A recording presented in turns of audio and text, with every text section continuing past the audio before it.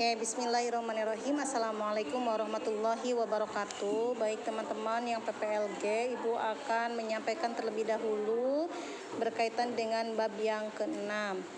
Ini adalah proposal usaha. Jadi teman-teman nanti selama satu semester sampai dengan PTS ya, kemungkinan sampai dengan PTS, sampai dengan habis lebaran, nanti kalian diminta untuk membuat proposal usaha.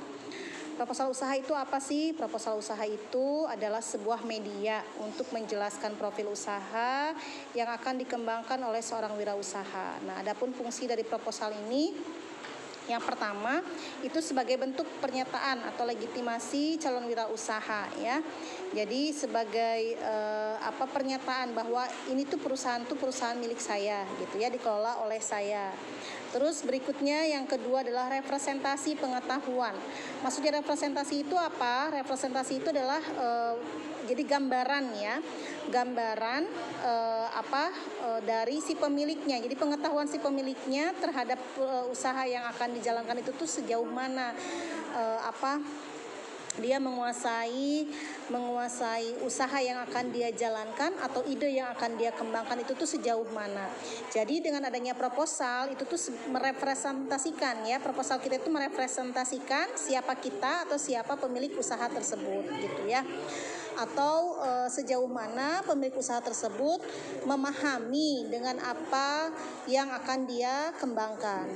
Lalu yang ketiga, fungsi dari proposal usaha itu adalah wujud perkiraan prospek usaha ya.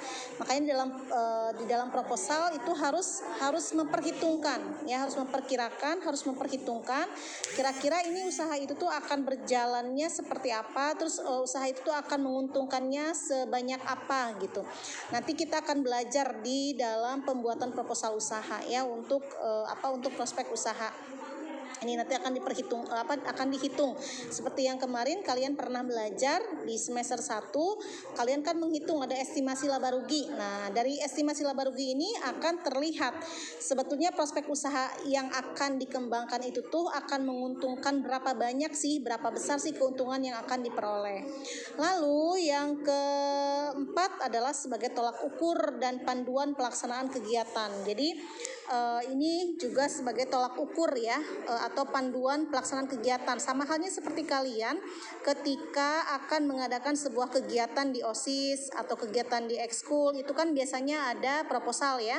Di proposal itu adalah sebuah gambaran nanti kegiatannya akan dilaksanakannya di mana, terus temanya apa, waktunya kapan, rundown acaranya seperti apa, terus plan A, plan B dan lain-lainnya seperti apa. Jadi sebagai sebuah panduan. Jadi ketika misalkan akan melaksanakan kegiatan tersebut, berarti proposal itu tuh bisa dijadikan sebagai panduan buat kamu gitu. Kalau misalkan gak ada proposal kan kita bingung ya.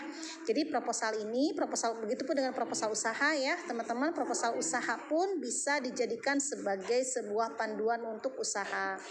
Nah, apa saja sih keuntungan yang akan diperoleh ketika wirausaha tersebut ada proposalnya, sudah menyusun proposal? Apa keuntungannya?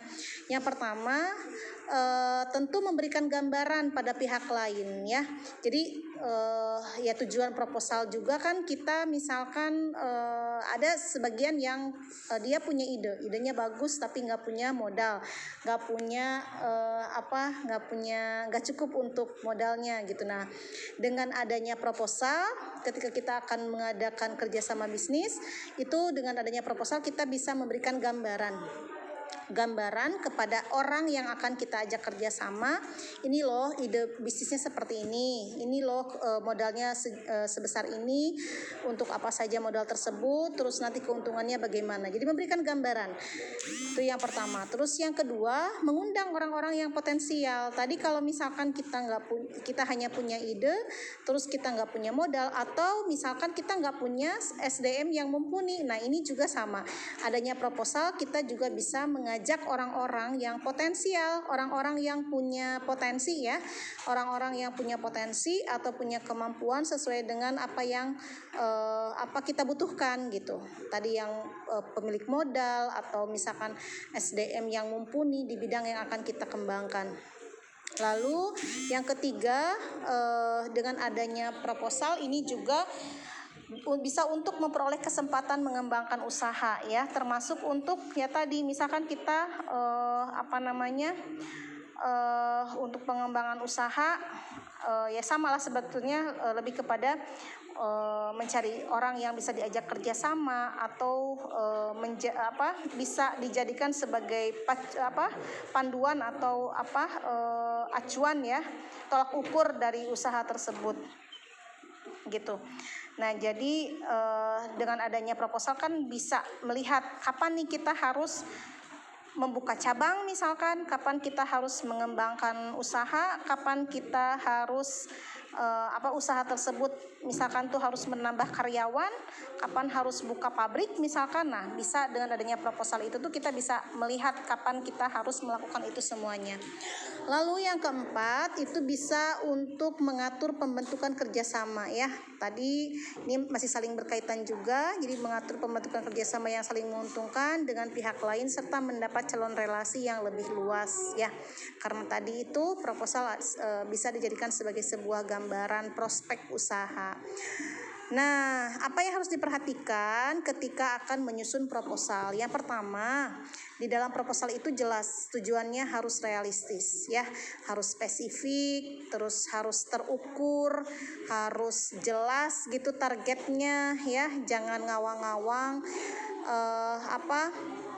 nggak usah terlalu muluk gitu ya. Yang penting kita sendiri, jangan sampai kita membuat proposal itu kita sendiri merasa nggak yakin atau kita sendiri bertanya-tanya ini bisa nggak ya. Nah jangan sampai seperti itu, jadi harus realistis.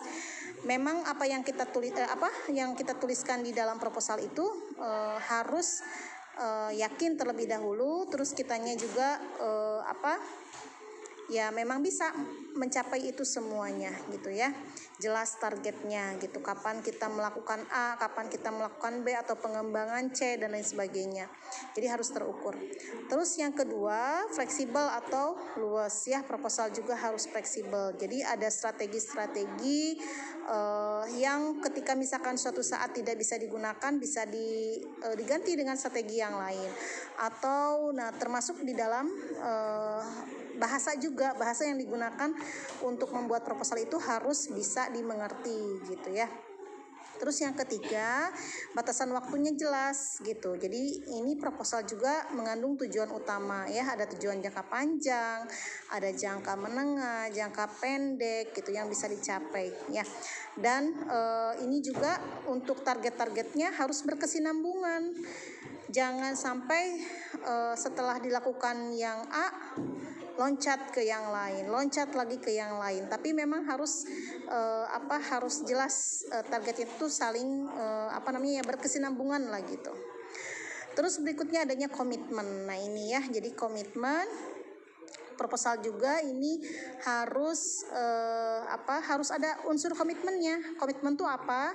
Jadi si pendiri usaha ini harus karena misalkan dia kerjasama dengan orang lain, maka ya harus jelas gitu, harus ada komitmen dari si pemilik usaha untuk tetap menjalankan usahanya sampai berhasil gitu ya. Nah terus komitmen di sini juga selain itu juga harus ada kayak semacam MOU ya. Kalau misalkan kerjasama dengan orang lain, kita harus punya MOU. Apa MOU itu? MOU itu adalah Memorandum of Understanding atau catatan kesepahaman antara kedua belah pihak. Isinya seperti apa MOU itu? Isinya seperti misalkan di dalam MOU itu kan biasanya itu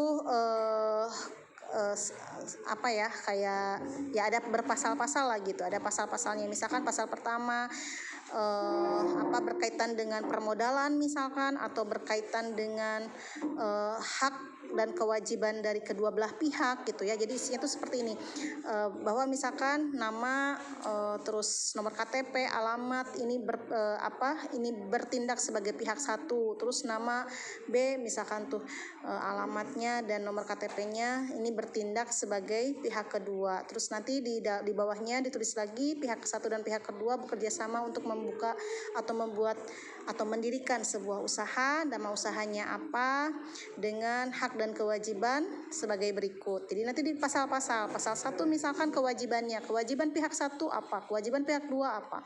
Lalu pasal kedua hak misalkan ya, termasuk nanti berapa persen pembagian keuntungan itu nanti dijelaskan di dalam MOU tersebut. Nah, itu bagian dari komitmen yang harus ada di dalam proposal.